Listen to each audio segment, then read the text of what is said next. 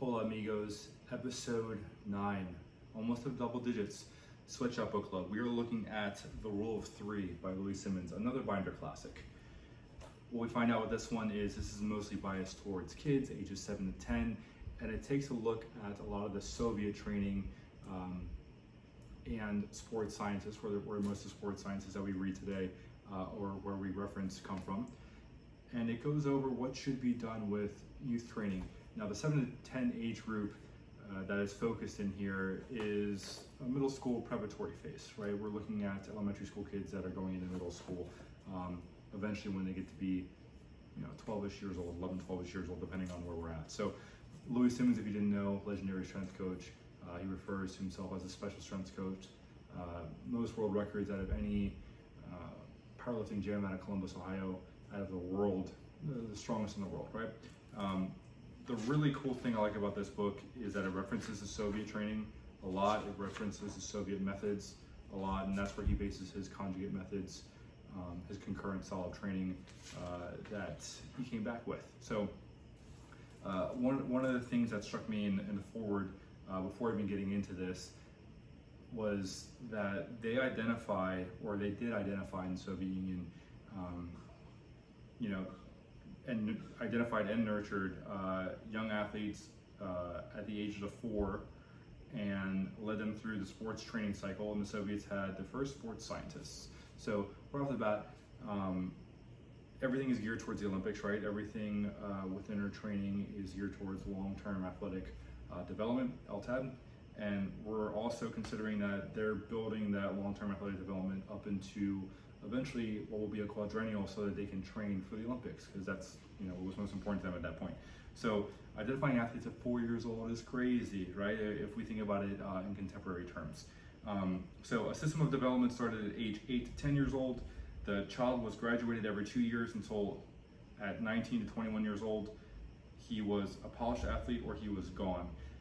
That term comes up a lot in terms of what we're looking at from the Soviet era and the Russians. Sports mastery. Let's take Olympic weightlifting specifically, because that's what they're excelling at, even though they're behind China, I guess, in those regards. But within the Russian system, if you don't know how to do a clean snatch, a clean and jerk and a snatch, if you're not polished, then we can't work with you anymore, and you got to go. I've seen that even in the Chinese weightlifting as well, where we see guys that were identified early, they get hurt or something happens, or they're just not doing stuff correctly in the training means, and they get kicked out of the OTC, the Olympic Training Center, and they end up in the subway doing handstands for yen, right? So it's a very, very cruel world, but when you're looking for gold medals, I guess, it is what it is, right? The other portion of this that was really interesting is the idea that we're looking at training and recovery methods for youth athletes, what they should and should not be doing, the differences in biology with girls and boys, of course.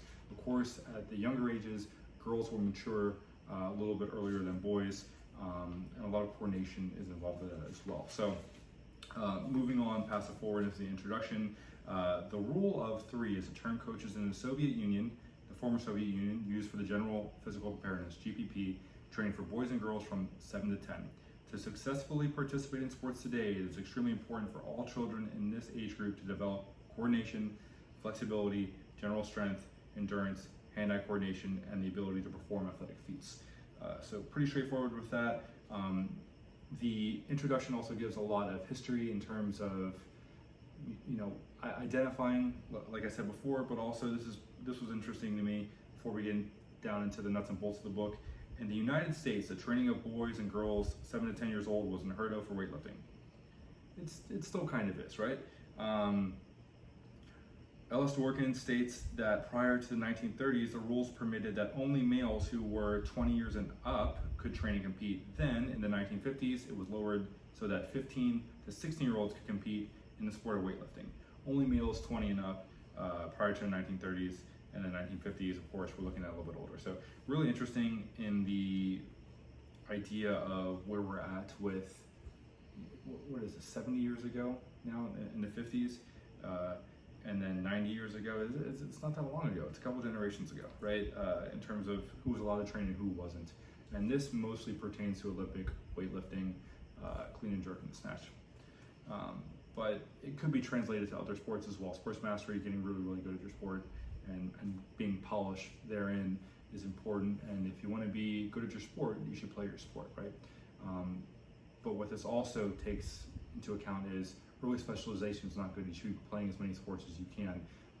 At the 7 to 10 age group, Dan Pena says your self-esteem is built until you're 7 years old and then pretty much sticks, and it's very hard to chip away at your self-esteem in a negative or positive fashion there. So 7 to 10 is really interesting that they picked for this specific book.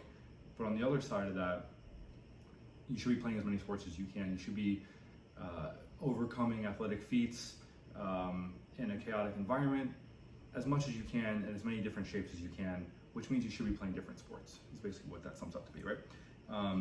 Now, the rule of 3, the actual terminology that they refer to here is, throughout the rule of 3, 3 points you'll see stressed again and again are: number 1, the importance of a quality coach in the athlete's success; 2, the prominent role of an athletic training plan, long-term athletic development; and 3, the child must be happy, enthusiastic, and not overtrained. That's super important, because if an athlete is detrained because they're not happy, they're not excited to go train and go play as opposed to train, they're not going to want to do it and they're not going to progress, right? So a lot of variance is needed, a lot of like the concurrent model, right? You want to do a bunch of different methods at the same time. Sorry, not a bunch of different methods.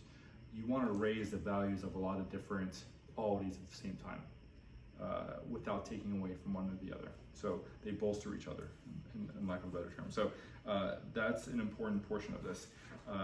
One thing that I liked about this, training boys versus girls, for me, it's a maturation of everything.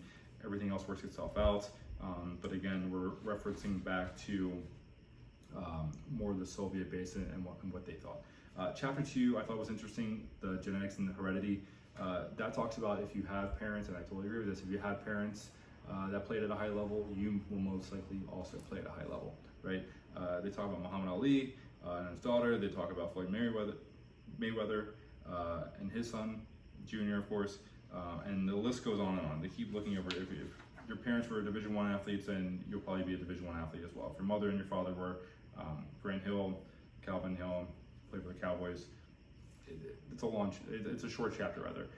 This book is pretty short. I read it in one sitting. It's about 60-ish pages, I believe, and then the rest of it is different movements. I know this is pretty rudimentary, but it's a squat, of course, and then jump roping. There are other movements in here as well, burpees and things of that nature. But there's also, which I like, which is not seen very often in a book with kids, is sled driving, because there's no eccentric nature to it for the most part. Because it's concentric, you're not going to get very sore. And pec deck activation and overhead pressing, learning that through general physical preparedness, I think is important. So this book has a lot to go through in regards to what we see. One of the things that I like is that within Louie's fundamentals of coaching, he likes to coach in such a manner that you become a coach yourself, so you can coach yourself and coach others within your group. He believes in group training is important, even though they're individualistic properties to that as well. So not everybody's doing the same thing. Everyone has different weaknesses and different trends. But here it is. Play a bunch of sports. Number 1 in the rule of 3 is you got to have a good coach. I would argue that you have to have a good camp of coaches, because you need a good soccer coach, you need a good running coach. They look at gymnastics as a good base for boys and girls, dance, karate, things that build self-awareness intrinsically as opposed to you moving an external load, like lifting weights. So getting used to calisthenic body weight stuff is really fantastic. Having fun is super important, adding a lot of variance. Even though you're training, it should feel like play to the athlete. And then making sure that the differences within there is we have a long-term development. You're not gonna be in the major leagues when you're 11 years old striking out 10 people in 6 innings, right? Number 1, you're probably getting overused. And number 2, you're not impressing anybody because you're playing against 11-year-olds, right? So we're looking at this as a model for long-term development. I read this book again, like I said, in one sitting. This is actually before my wife was pregnant, before I had Penelope. But it's interesting now looking back at it and reviewing it in regards to what we're seeing with her and her high activity, right? So time shall tell.